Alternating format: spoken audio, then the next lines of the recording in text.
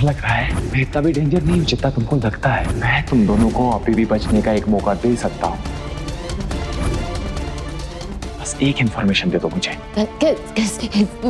तुमने घर की ज्वेलरी किस सुनार के पास पॉलिश करने के लिए भेजी है, बस उसका बता दो और अपनी जान बचा लो। मर जाऊंगी पर तुम बताऊंगी नहीं कि ज्वेलरी कहाँ है। अब तुम क्या करोगी? करना क्या है, मुझे कैसे भी करके ज्वेलर के यहाँ से वो ज्वेलरी लानी होगी। पैसे और जेवर नहीं होंगे तो फरहान से कैसे मिल पाऊंगी।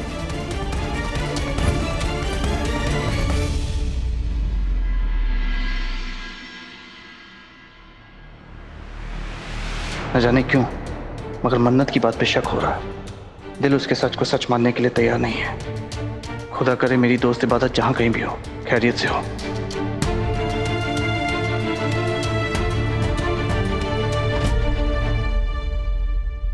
मैं आज भी दुआ हैदर डिजाइन्स की अकेली मालकिन तुम्हें तुम्हारे शौहर को और तुम्हारे बच्चों को पूरी जायदाद से बेदखल कर दूंगी।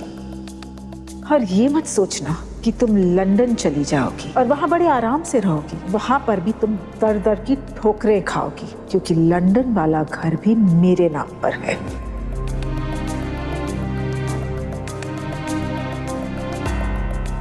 क्या हुआ दुआ, तू रो रही है? अभी मैंने सबको गैर कर दिया, हर चीज पर अपना हक जता दिया। मैं भला नहीं खुद गर्ज कैसे हो गई अम्मी। मुझे बहुत तकलीफ हो रही कि मेरे मुंह से ऐसे अल्फाज निकले कैसे अम्मी।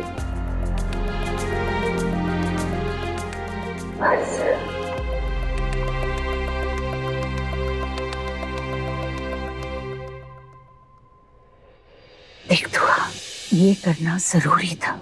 सब तुझ पर इस तरह से चढ़ बैठे थे जैसे हर चीज में तेरी ही गलती है। उन्हें ये नहीं भूलना चाहिए कि ये घर किसके दम पर चल रहा है। और कभी कभी अपनी कद्र का एहसास दिलाने के लिए अपनों के ही साथ सख्त अल्फाज इस्तेमाल करने जरूरी हो जाते हैं। तू रोना बंद कर, क्योंकि मेरी बच्ची तू कमजोर नहीं बन सकती। मुझे अफसोस तो इस बात का होता है अम्मी कि मेरे अपने मुझे नहीं समझते। कि मुझे यकीन है कि एक न एक दिन उन्हें इबादत को हक देना पड़ेगा जिसकी वो मुश्ताक है। लेकिन अम्मी मुझे बहुत डर लग रहा है। पता नहीं इबादत कहाँ है, मुझे उसकी बहुत फिक्र हो रही है अम्मी।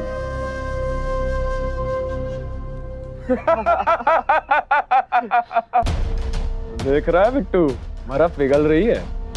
अब जैसे जैसे बर्फ पिघलेगी वैसे वैसे फंदा टाइट होते जाएगा और इन दोनों की बॉडी कड़क हो जाएगी।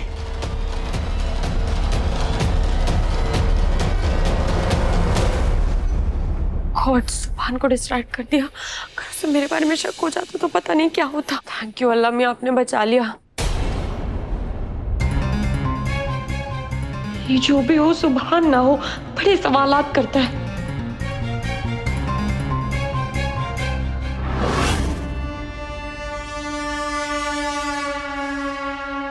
तुम पागल हो क्या? डरा दिया मुझे। मन्नत तुम और डर जाओ।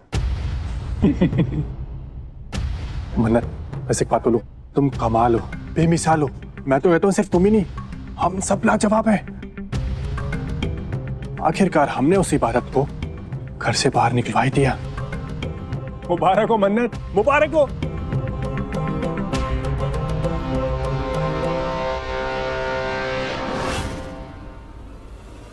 हमारा स्क्रू ढीला है क्या?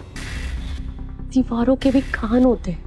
अगर ऐसे किसी ने बात करते हुए सुन लिया ना तो जीती हुई बाजी हार जाएंगे हम। पहले ठीक से जीतने तो दो। आए बड़े, मुबारक हो। कॉन्ग्रेचुलेट तब करना जब मैं और फरहान यहाँ से भागने में कामयाब हो जाएंगे। हमारी जंग तब खत्म होगी। अपी, आपके पैरों में दर्द है क्या? हाँ नहीं, तुम्हारा पॉइंट क्या है? अरे मेरा पॉइंट ये है, यहाँ रुके क्यों? अभी भाग जाओ ना। फरहान जीजू भी खुश और आप भी खुश, है ना? मुझे भागना ही है निगार, लेकिन भाग के मैं जाऊंगी कहाँ? उस फार्म हाउस वाले इंसिडेंट के बाद फरहान को कोई जॉब देने के लिए तैयार नहीं है। उसके घर वालों ने उसे सपोर्ट करना बंद कर दिया। ना तो सर पे छत है और ना ही पास में पैसे। सही बात है, वो फरहान सड़क मतलब फरहान जीजू से अच्छे तो मेरे अरमान भाईजान है ना। सॉरी मेरा मुंह मतलब नहीं था अपी, मेरा ये मतलब था अरमान भाईजान की नाक तिखी है, बंदर जैसी है और आंखें उल्लू जैसी। फरहान जीजू तो हीरा है, हीरा है ना। आप वैसे मन्नत, तुमने आगे क्या सोचा है? सोचना क्या है, कैसे भी करके वो ज्वेलरी लेनी है जो अम्मी मुझे निकाह के दिन देने वाली थी। उसके बाद उसे बेचकर पैसों का इंतजाम हो जाएगा और मैं और फरहान अच्छे से रह पाएंगे कुछ टाइम तक। फिर मुझे नौकरी मिल जाएगी, सब मामला सेट है। बस एक बार किसी तरह वो ज्वेलरी हाथ लग जाए। मन्नत, बड़ी अम्मी के लिए तुमसे बढ़कर और कुछ भी नहीं है। तुम बड़ी आसानी से ना बड़ी अम्मी को अपनी बातों के जाल में फंसाकर वो ज्वेलरी हासिल कर लोगे। बस मुझे टेंशन है उस सुभान की। एक सेकंड कहीं उसे तुम पे शक तो नहीं हो गया? उसे शक होने ही वाला था। मैंने बहुत मुश्किल से सिचुएशन संभाल ली। बाप रे, कैसा शक होने वाला था? मन्नत, उससे तुम बच के रहना। वो जितना शरीफ दिखाई देता है ना, उससे कई गुना ज्यादा चालाक है, समझी तुम? आई नो वो स्मार्ट है, लेकिन मुझसे ज्यादा नहीं। उसे बेवकूफ बनाने के लिए ना मेरे 1-2 आंसू ही काफी है। वो कुछ भी कर ले पर ये पता नहीं लगा पाएगा कि मेरा प्लान क्या है।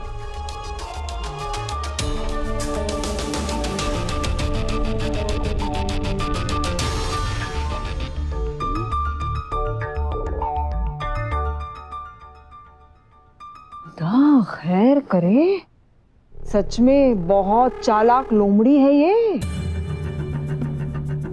कहीं ये सुभान को धोखा देते देते हमें ही बेवकूफ ना बना जाए। अरे एक नंबर की खुदगर्ज लड़की है ये।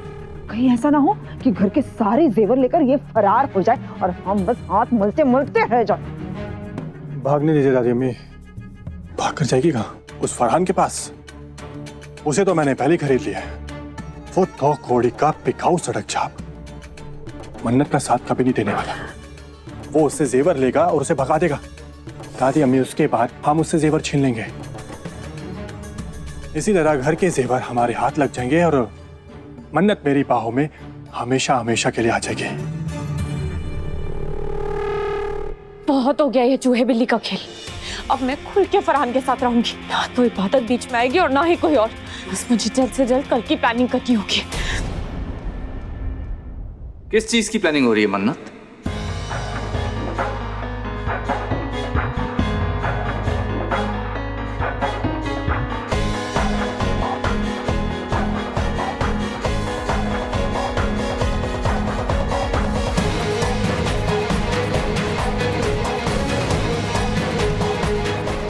किस चीज की प्लानिंग हो रही है?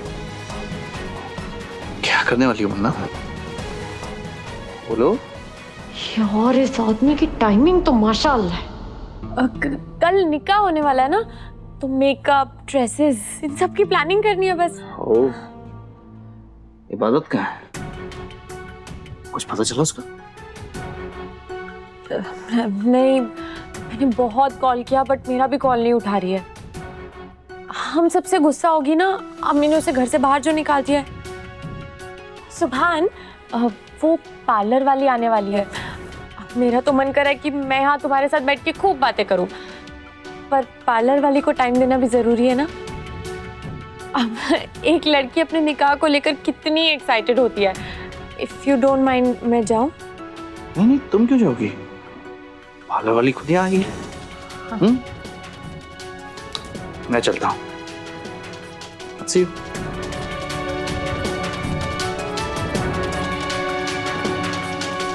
आज कहीं मुसीबत टली।